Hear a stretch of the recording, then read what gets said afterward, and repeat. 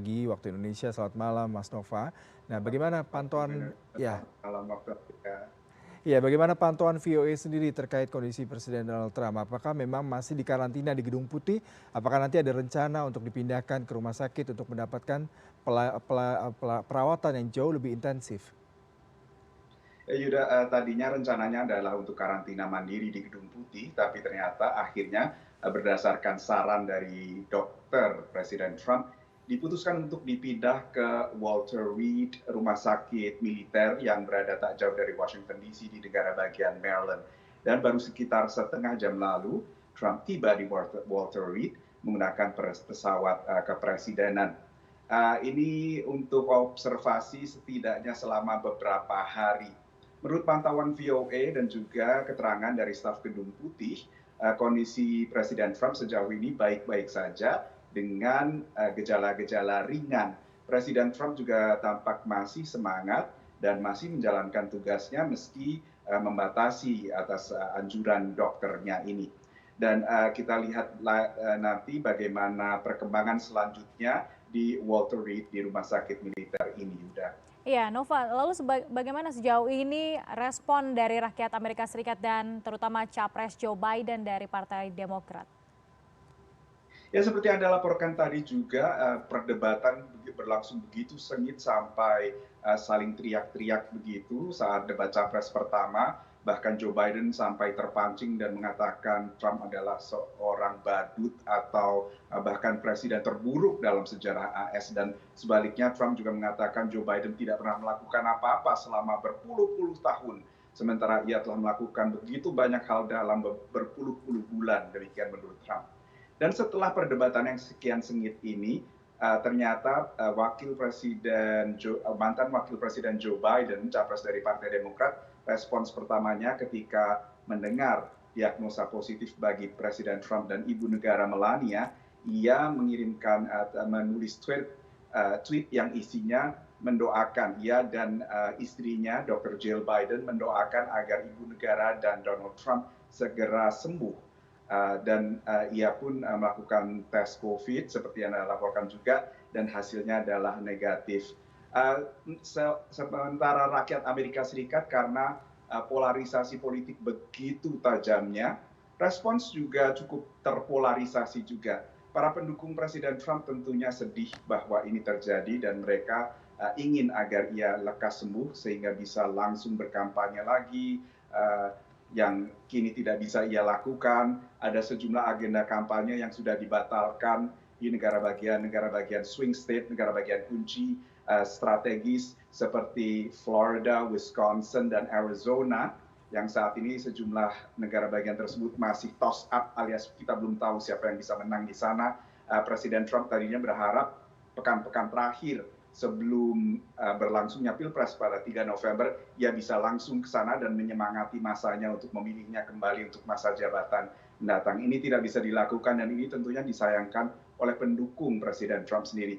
Lalu di Partai Demokrat, ada orang yang berusaha untuk berbesar hati dan juga seperti capres mereka menyatakan semoga lekas sembuh dan lain-lain, tapi juga ada yang mungkin agak sinis ya karena menyatakan mencemooh bahwa Presiden Trump pernah mencemooh Joe Biden, bahwa Joe Biden dituduh berbicara 2 meter saja, maksud saya berbicara 100 meter saja, 200 feet dari orang lain mengenakan masker raksasa, begitu katanya Trump.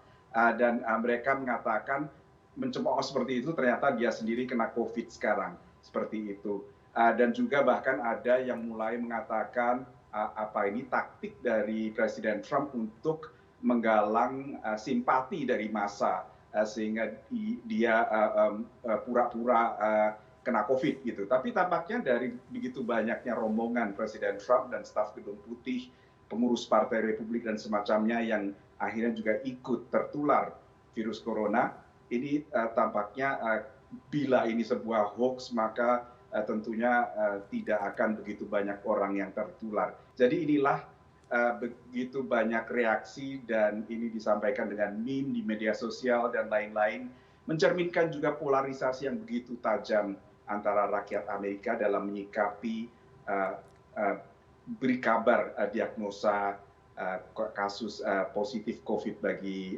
Presiden Trump dan Ibu Negara Melania Trump. Apakah ini akan memengaruhi hasil Pilpres? Belum diketahui, tapi yang pasti saat ini banyak warga Amerika sudah memberikan suara mereka secara awal. Berbagai negara bagian sudah mulai menggelar pemilihan.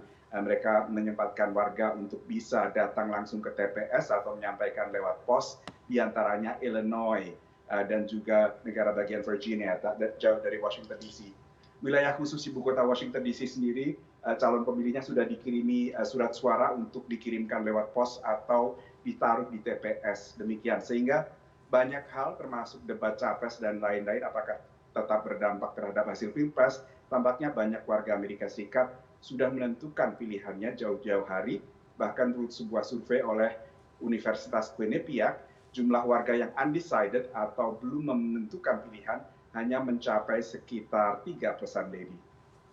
Iya, Nova, ini terkait tadi Anda katakan beberapa negara bagian sudah melakukan pemilihan dan sudah voting ya, mengingat sebenarnya proses kampanye masih berjalan. Sementara di satu sisi Donald Trump sendiri terinfeksi virus COVID-19. Apakah kondisi ini mengubah kampanye Pilpres dalam waktu mendatang, terutama terkait dengan debat capres yang akan diselenggarakan pada tanggal 16 Oktober? Ya, ini tentunya debat capres yang akan digelar di kota Miami yang merupakan debat kedua itu mungkin harus dimodifikasi atau ditunda dan lain-lain karena itu masih masuk dalam masa karantina mandiri bagi Presiden Trump. Apakah bisa dilakukan secara jarak jauh? Nah, untuk hal ini sebetulnya penyelenggara punya banyak fleksibilitas karena debat capres ini adalah sesuatu yang digelar bukan secara resmi oleh lembaga pemerintah. Ini digelar oleh lembaga swasta nirlaba bipartisan yang beberapa pilpres berturut-turut menggelar debat capres ini. Dan mereka umumnya cukup fleksibel, termasuk dalam hal penentuan tempat maupun waktu. Untuk informasi saja, debat di Miami ini tadinya akan digelar di Michigan. Lalu pada musim panas sekitar Juni, dengan meningkatnya kasus COVID di Michigan dan negara bagian Midwest lainnya, University of Michigan yang saat itu ditunjuk menjadi tuan rumah menyatakan tidak sanggup. Karena Michigan tidak sanggup, lalu dipindahkan ke Miami. Dan inilah fleksibilitas yang bisa dilakukan dalam hal debat capres.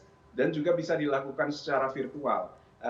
Menariknya ada analis yang mengatakan kalau virtual berarti bisa di-mute dong. Yang ini merupakan salah satu permintaan atau mungkin impian dari sebagian calon pemilih dan penonton debat yang menyaksikan begitu semrawutnya mungkin ya debat capres pertama, sehingga mungkin bila moderator punya tombol mute mungkin akan berlangsung lebih lancar lagi. Tapi tentunya ini juga bergantung pada kondisi Presiden Trump. Kita tidak tahu, ini masih fase awal.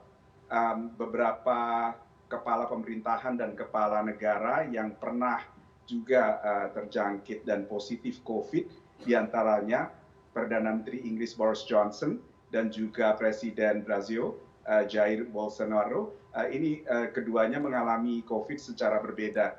Boris Johnson sempat harus dilarikan ke rumah sakit pada ia positif COVID pada Maret bersamaan dengan puncak COVID di Inggris. Lalu ia sempat dilarikan ke rumah sakit pada awal April dan bahkan sempat masuk UGD, unit gawat darurat.